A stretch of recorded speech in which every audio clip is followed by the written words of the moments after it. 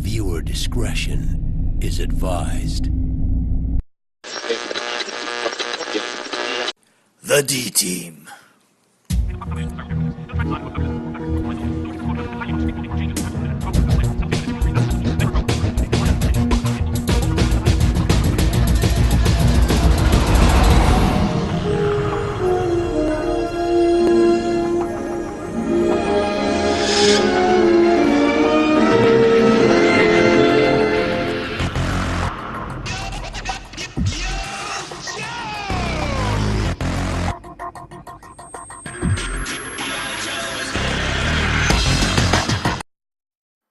To the first episode of the D-Team podcast vidcast feed. I am Justin, your host. We have a little bit of a plain backdrop this time because of the shelving set is actually fallen down, so we have to get it all fixed up. So hopefully the next episode it will look a lot better behind me. Tonight we will be going over the NXT San Antonio TakeOver pay-per-view that was on the WWE Network. Just finished a little while ago. All in all, really good show. Started off with Mr. Perfect 10, Ty Dillinger, going up against Sanity's Eric Young. We all know when Sanity gets together, there is no way that is a singles match.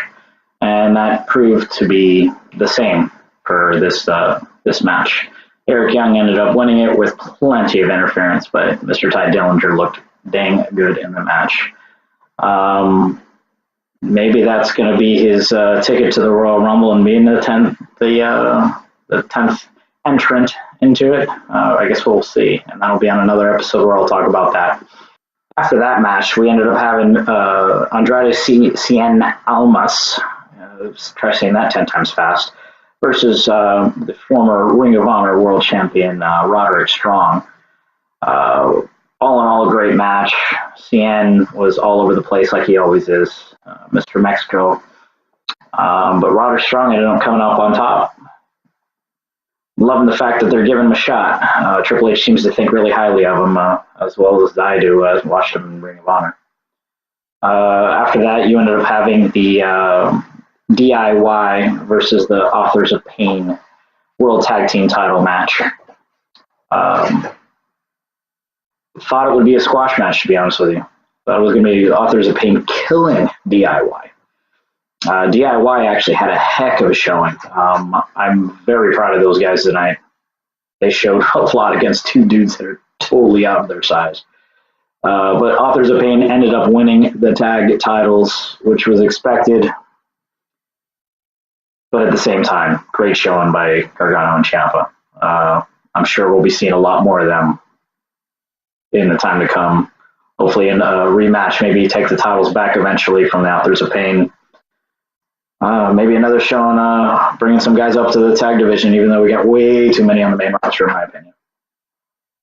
After that, you had the four-way women's title match. God, these girls went all out. Tables, they were flying off onto each other. Great match. Peyton Royce, Billie Kay, thought they were not what they showed tonight. They showed that they were tough and they were strong against Nikki Cross as well as Asuka, the champion. Asuka retained, best NXT Women's Champion we've had in quite a while, and I don't see her giving it up anytime soon. And there's really not room for her on the main roster, so I don't see her coming up soon enough. Maybe after WrestleMania, I guess we'll see what happens in the women's divisions around that time. And then to close out the night, Mr. Glorious Bobby Roode versus Shinsuke Nakamura, the world champion of NXT. What can I say about this match? I'm speechless. Back and forth, strong side on both of them.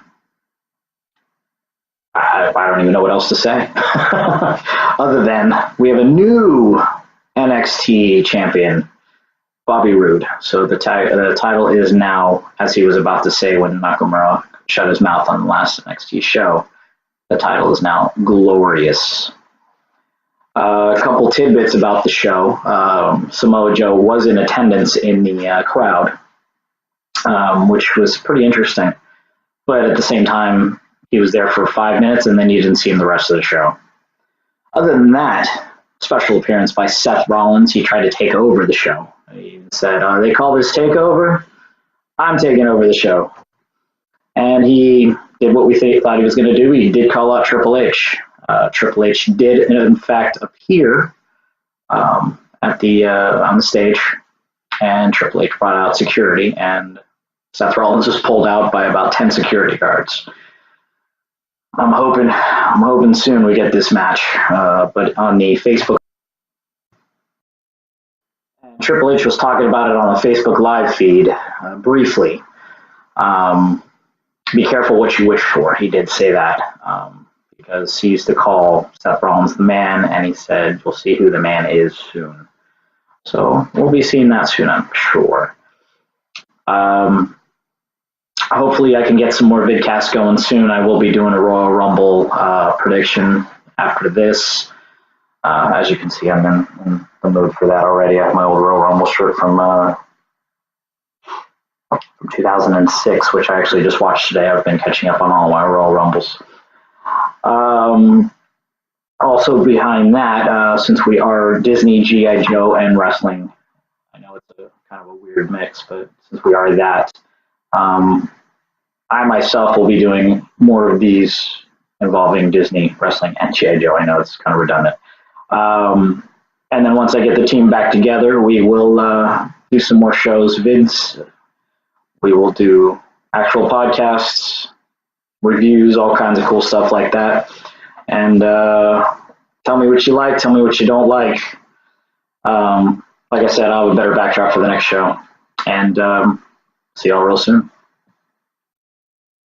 For everybody in the South Florida area, I will be attending a independent wrestling show for the Brainbuster Pro Wrestling first anniversary show, Broken Dreams. MVP and Michael Tarver, formerly of the WWE, or F, depending on how you like to read it, will be making their appearance in the show. That is the flyer. It is on Saturday, the 4th, in Pompano Beach. The address is right there, 700 Northeast 10th Street. I will be attending this, so if you guys are out there checking it out, come say hi or enjoy the show. See y'all real soon. Knowing is half the battle.